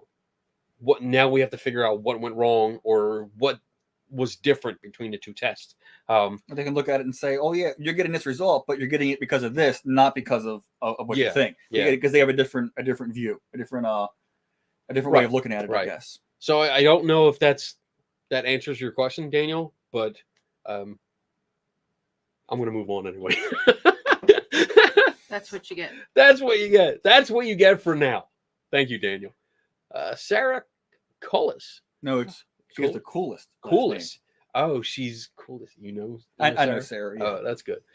Aaron, I like that. I like you, Sarah, because you pronounced it right. At least according to this show. What's the most freaky ghost story you have? Okay. Uh-oh. No. So I would say the coolest ghost story that I have. Now we went to this place called the Henderson Center, and when we were walking around the Henderson Center, they have a particular hallway. We're walking the hallway, and the door actually it was open, and we pushed it open. We're walking down, and we captured a bunch of EMF activity, and it was as soon as we push the door open, it goes up pretty high. It's like, and then we're in an abandoned building, because where else are you going to find ghosts, right? And it's at baseline the whole time. We had a 3-axis yeah. It's actually nice because it's one of the data logging EMF meters. It was pretty nice. Okay. And it's at base, and it goes up, and it's like 13, 16, 20, 29, and it keeps climbing, and then it goes back down to 0, or the base. And when it does, that door slams shut that we had open, and none of the other doors move, but I'm just say it's just kind of interesting. Then we go back again, and we say, we're trying to find the right door, and we're saying, if that was you, can you move the door again? The door actually shut again, the same door, and we captured something on an audio recording that actually sounded like, is this the right door? And it actually said, yes, welcome back. And then the door shut. Okay. And I thought that was like, it scared the crap out of me. And I just thought that it was interesting. And then I found another group that went there and posted a video on YouTube, and they actually had the same door closing. So I mean, this hospital, it was a hospital, and it probably had, how many doors ran? Like a couple. It was, I mean, multiple floors, multiple wings. That's a lot of doors. I mean, a gazillion doors. I would say at least probably over 1,000 doors, and that was the only door. Where'd Donna go? I think she went to get the pizza. Donna went to get her pizza. Oh, okay. Important thing. So I think, and that was the only door that actually closed on us. The whole time that we were there. I mean, it's, of course, there's broken windows, broken, air current, but the fact that it closed once, it closed on another group, it closed a third time, we captured something that kind of sounded like, I'm not going to debate EVP, but I thought that was just neat. It's like my sounded. Oh, you don't seem so confident. No. Well, because I can't say for sure. Okay. It's just, that's what it sounds like to me. You may hear it and you may hear something different. So I'm not saying it sounds like that for sure, because you may hear something different. Someone else may hear something different, but it sounded like everyone else that it said, yes, welcome back. Okay. So interesting. And actually, did you ever find like a source of the EMF levels? No. Like why? There was no. When we go do an investigation, we check to see if there's any geomagnetic storms, any and it was all normal and level. And the electricity was shut off to the building in like 1986. So there was absolutely no power going to the building. The building is also no longer standing. Yeah, you got the state of Maryland condemned it due to its asbestos. Oh, so it's not there anymore. It's not there anymore. No. There is an open field there. It does now. I think it reverted back to the railroad company because there is railroad tracks that run. I mean, it could have been cell phone maybe but when I sat it, I did try setting it down. I didn't get any text messages, but I know it constantly transmits data. And when I sat it down, I did try to see. I sent myself, I had text messages and phone call, and it wouldn't get to that level. So I don't know. I don't know what it did. Okay. But we also can't go back and try it again. Yeah, I can't go back and I can't go back and try it again. Okay. But that's probably my favorite ghost story. I mean, not my favorite investigation, but my favorite ghost story. Okay, cool. All right, we will move on to the next question here. Have you ever found evidence you couldn't dispute or debunk? This is from Jim. So I guess we're talking paranormal evidence, or I mean, there's tons of evidence that we capture, and it could be. I don't want to say. I don't want to say it doesn't have any evidentiary value per se. Like say if I go to a place and I go to a crime scene and someone broke into a car, and I dust a car for fingerprints, and I get a fingerprint off of it. Okay. Unless I have, it's not like you see on TV. You're not going to believe it. I mean, it's not. It's not like I put it in and 5 minutes later I get a hit. I actually, unless it's a part one felt like a big felony crime.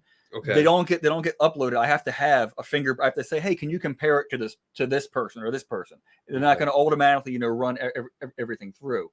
So, I mean, I've collected evidence that I can't use because because I don't have enough. I don't have someone. Right. I didn't have somebody running from the crime scene. I can go, oh, let's compare the fingerprint to him. Okay. Like something like that. And of course, I have plenty of stakeout evidence of hours of nothing. During a paranormal investigation.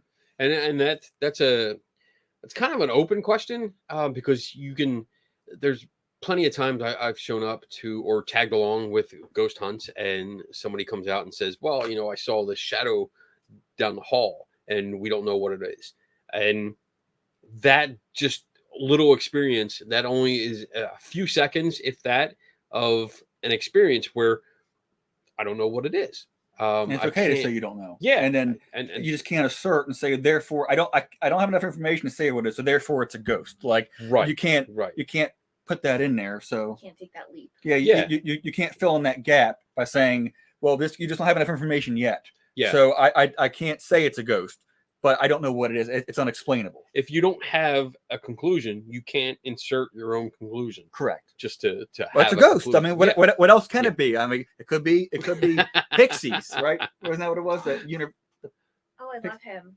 Anyway, pixies in his attic. Yeah, it could have been pixies inside of the attic. How do you know? Prove it's not pixies in the attic. Jim's got another question here. Can we even call ghost evidence evidence?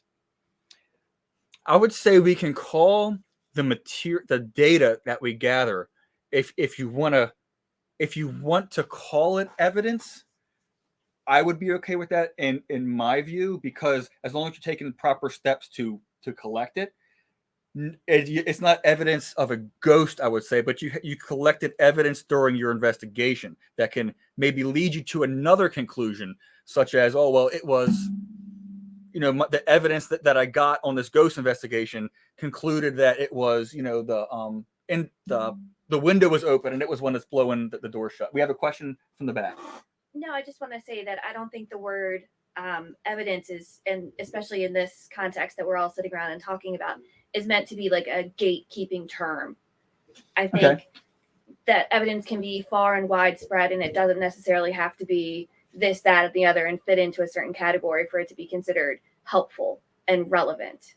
So I think if you kind of capture, you got to be like relevant to the case to prove a point, but you're capturing evidence. Yeah. Yeah. If you're capturing evidence, absolutely. If you're, like you were saying, there's a shooting and you're looking at license plates to put people at the scene of the crime. That's good and hard evidence, and that's something. But that might not exactly be relative for everyone. And they may have left on foot, and all that Right. evidence that I captured is Right. It's not relevant. And like I said, and for a ghost investigation, you could capture, evidence that leads you to a conclusion that's maybe not a ghost. Like the window was open upstairs, and that's what caused this door to shut. I have tested it. I can repeat it, and this is what I believe it is. It could be, something else, because I don't think we could be 100% sure on really anything. But the evidence points me to, it being this. Right. And I think to keep going, like that's the definition of evidence. Like what we talked about earlier is it's available.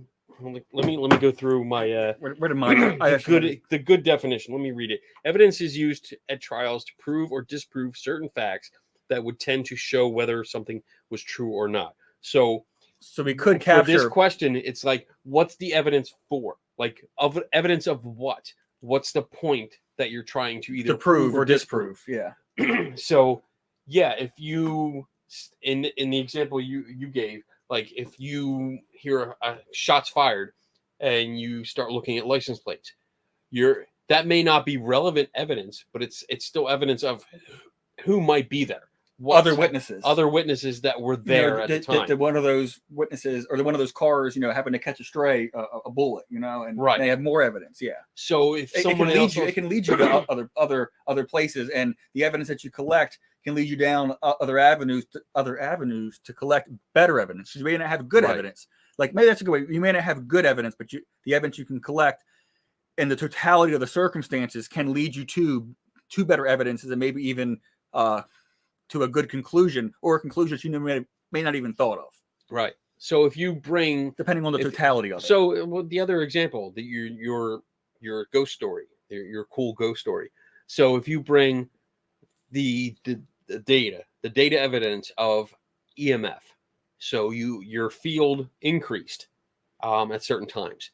So that's evidence to me. I see that as evidence of an increasing electromagnetic field. That's all what it is. That's all it is. It is not evidence of a ghost. Nope. It is evidence that a field that is there increased in strength. And then I tried to figure out why that happened. Yes. And I can't insert, well, it wasn't my cell phone, it wasn't the power, it wasn't the sun, it wasn't from the rotation of the earth. Therefore, I'm left with a ghost. Because it could be it could be anything. So, but you can rule certain things out to get to it. Your increase in EMF was not evidence of a ghost, just like your license plates were not necessarily evidence of the shooter. Correct, but it still would be. But it's evidence. still there. Yeah. It's that can be piled together later on if there's more study done and really good scientific experiments done where more data is collected, and this kind of goes in with it. If at one point we established that increased EMF levels actually is an indicator of a spirit way in the future, maybe, then we can look back and say, oh, well, you did have an increased increased field. Therefore, that might be corroborating evidence and may add that. another step towards Right, it. Yeah, and correct. The corroborating it's adding steps to it. It's adding pieces to it to give you more weight towards a logical conclusion. Yeah. All right. I think that's it. What question? We have one more question. Wait a minute. Why aren't you wearing your Jurassic Park shirt? I actually did bring it, but I didn't wear it. Loser. Oh, all right. What's that? We're gonna wrap up the show. We got about 5 minutes left. I'm gonna do very few announcements because I don't want to take up too much time because Donna is outside waiting for our pizza to show up. Because now I am hungry. I am hungry. I am hungry right now. You hungry now? So no. Well, that's good. More pizza for us. More pizza for me. It's a long day in the sun, guys. Oh, come on. We were there too. All right. So let me get this off here. There we go. All right. Well, no, I didn't want to do that. Okay. So if people want to get in touch with you and ask you some more questions or say, hey, how do they do that? You can reach out to me on Facebook. Facebook? Yeah, Okay. My ghost hunting group is Baltimore Paranormal Investigators. And we're in Baltimore Paranormal Investigators.weebly. Is that still active? Yeah, it's still active. Oh my goodness. Yeah, through Weebly.com. Okay. With that, I'm going to do my Squid Game Bob announcements. Let me see if I should be able to put this up because I do have the... there we go. I love it. All right. So I'm trying to see where I am. I'm at the last day of the month. Oh my God. First of the month. First of the month is... okay. Today. Yeah. Tomorrow. Okay. So coming up is the Mothman Festival. That is September 16th and 17th. I will be in West Virginia for that. Donna and I are going down to meet Tim Vickers and Daniel Reed. We're going to hang out with them and do the Mothman Festival. And we're also going to go over a little bit to the Flatwoods area to see the Flatwoods monster site where that story took place. It's a fun story. So read up on it. There's also a Bigfoot museum in the same place, like a block away. Two birds. I know. We're going to actually 3. We're going to hit Mothman, the Flatwoods monster, and Bigfoot. So that's going to be a weekend. Holy crap. I can't wait to get there. With that, that's September. That's the only thing I really got going in September.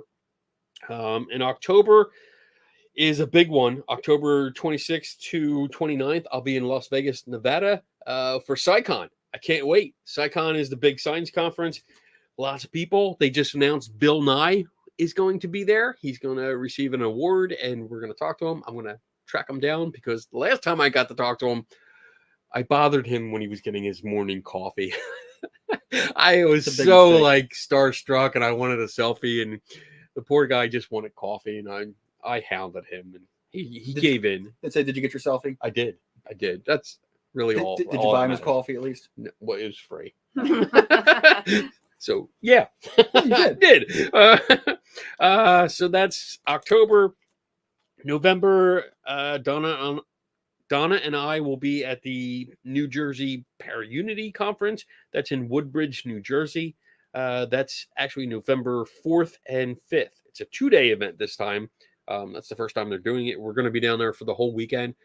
We're actually going to get to the VIP party on Friday night, which is, I hope it's fun because we'll get to mingle and hang out. And that's all I really have for the year right now. And I guess that's it. I mean, thanks for coming on. Thanks for being in studio. Thanks for having us. I love having in studio guests. I talked about getting another microphone because we have one microphone between us. So hopefully you guys heard everything and there was no audio issues. But it was fun. It was a great conversation. I think we could actually talk for another 2 hours. Yeah, I still have. I still have so much more notes to talk about, things to talk about. So, yeah. So we're gonna have still more questions to ask you at the top. Schedule part 2 to this. I think we should do that. I think we should schedule a part 2 and continue this conversation. It'd be fun. I would enjoy that. All right, cool. So everyone, have fun. Enjoy the rest of your weekend. And remember, never stop learning. And we'll see you next week. Bye.